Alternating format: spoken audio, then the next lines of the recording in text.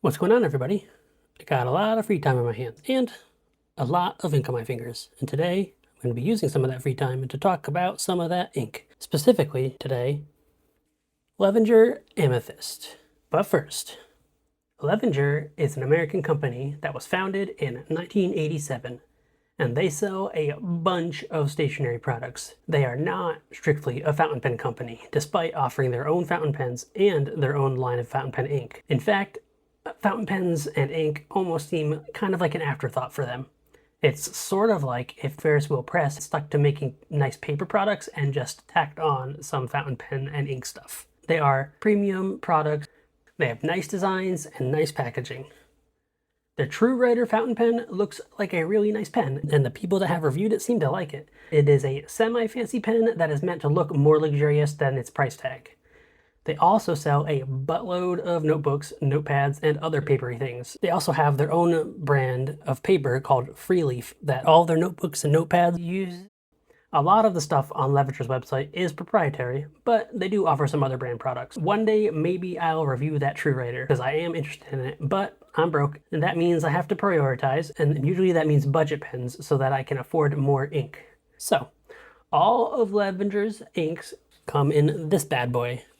This bottle is amazing. It's actually the reason I bought the ink in the first place. I just really like the shape. Of all the ink bottles that I've seen, this looks the most like a potion bottle. But it's not just a cool looking bottle. It is functional because inside this bottle is a decently sized mouth, but I actually don't think you can see it. But there is a captive ink miser style cone inside this, so when you tip the bottle over, let me demonstrate. So when you tip the bottle over and tip it back, the ink will fill up the little cone that's inside so that you will never have any trouble dipping your pen in to fill. You're not going to have to worry about getting to these far corners because there's this little inserted cone that you fill from.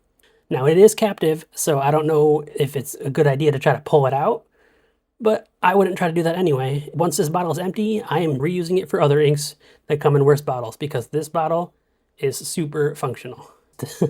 Just make sure that when you do flip it to fill up that cone, you put the cap on first, because if you don't, you're going to have a very bad time.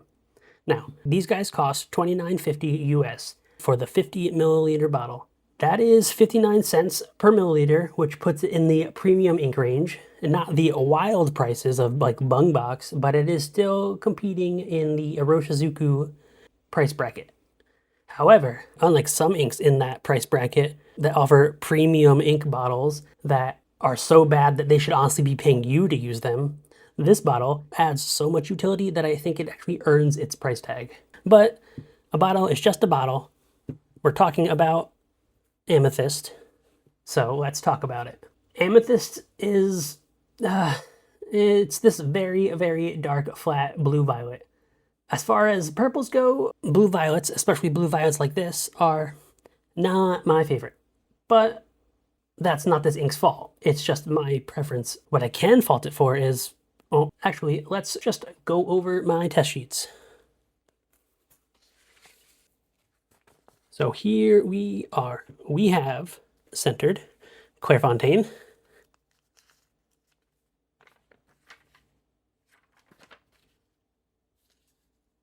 We have Tomoe River.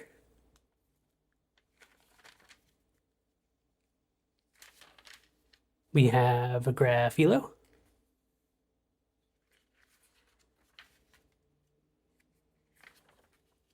And we have B7, which is not B7 sized. That is the name of the paper. It's a stupid name, but it's a great paper, so I'm going to use it. Now, you get one flat tone when you write with this ink. It is going to be a dark, dark blue-violet.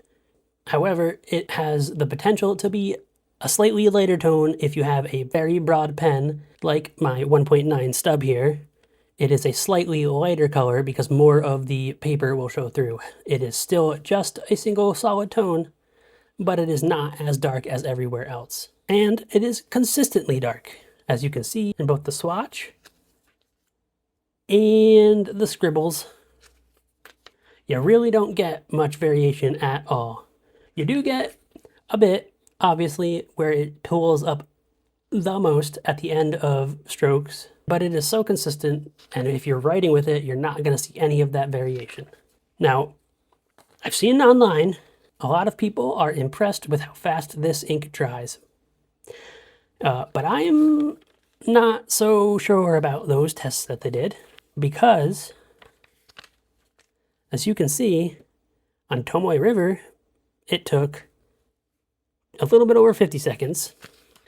On Clairefontaine, also over 50 seconds. On Graphilo, it was not dry after over a minute. And on B7, it was just a little bit below a minute. Some of these testers are showing like 5-second dry times, and I am not sure how they're getting that, because this is just a broad nibbed pen that I write with. When I do the boxes for the sheet and the broad writing on the sheets, it is all the same pen. It is just a pen that I filled up and I write with. So it's not like it's extra juicy and wet at the time because I've dipped it. It is straight from a actual filled pen. So I'm not putting down any absurd amount of ink when I do these. This is just normal writing from a pen. And it is not a 5-second dry time. It is a minute dry time. But dry time is not a real huge factor for me. So for me, it's not an issue, but I know that it is for a lot of other people, especially you lefties. So dry time, very long for me. I'm not sure how other people are getting such quick dry times, but dry time might be an issue. What won't be an issue is bleeding or feathering, because on every paper that I tried, no bleeding, except for where I damaged the paper by getting it wet or scratched it or did a very, very wet swatch. There's no bleeding, and there's also no feathering. I didn't see feathering on anything except for a little bit on the cheap Muji paper made in Indonesia, but on anything Kokuyo campus paper and up, it is perfectly well behaved. And it has a good flow. It is not super duper wet. It is not a gushing ink, but it's good. I had no issues from any of the pens that I tried it in. I would say that it's above average, but not super wet. Now, as for shading and sheen goes, I already mentioned that it is just a flat tone. You will not see shading and you will not see sheening if you're writing from a fountain pen. You'll see a bit of variation in swatches, so if you're a swatcher and that's all you use your inks for, you might see some variation, but there's no real shading and there's also no real sheen. The only paper out of any of the papers that I tried that shows any sort of sheen only shows it in the wettest part of the swatch on Graphilo, and it shows it as just like a reddish around the darkest spots where it went down the most. But in writing, and pretty much every other case, you're not going to see any sheen. Now for readability, it is super dark, so it is super readable. You're not going to have any trouble on any paper reading this ink. Even if you get your paper wet, you'll still be able to read it, although it will be a big ink stain around the lines, but on every paper, you can see the line within that messy splotch of wetness. It won't be pretty, but if you dunk your paper in water and you're desperate to recover the writing that you had on it, if you're using Levenger Amethyst, you will be able to recover what you wrote. Still, I would recommend that if you want to read what you write, you do not get your paper wet. Now, these were my semi-objective ink tests. Now I am going to do an inking demonstration with Levenger Amethyst while I go over my final thoughts. So there's a lot to like about Levenger Amethyst. It has a great bottle, it doesn't bleed or feather on anything remotely fountain pen friendly, and it flows great. Also, for some people, it seems to dry very fast, although I didn't find that to be the case. And it has some water resistance. It is not waterproof, but you will be able to recover your writing if you're desperate. And I guess if you like dark, flat blue violets, then hell yeah, this is the ink for you. But if you're like me, way too dark and way too blue. Now, I'm a fan of shading, and this ink doesn't do that at all, but that's not this ink's fault. Not every ink needs to shade. Well, unfortunately, I just don't like this kind of dark, flat color in general. And specifically, not this kind of blue-violet that doesn't look blue or purple or exciting. It is, I guess, indigo? Maybe this is what Isaac Newton was looking at when he decided to shoehorn indigo into the classic 7 color spectrum, because this looks neither blue nor purple. You might have noticed, though, how much of the bottle that I used up, and that's because it makes for a great mixing ink.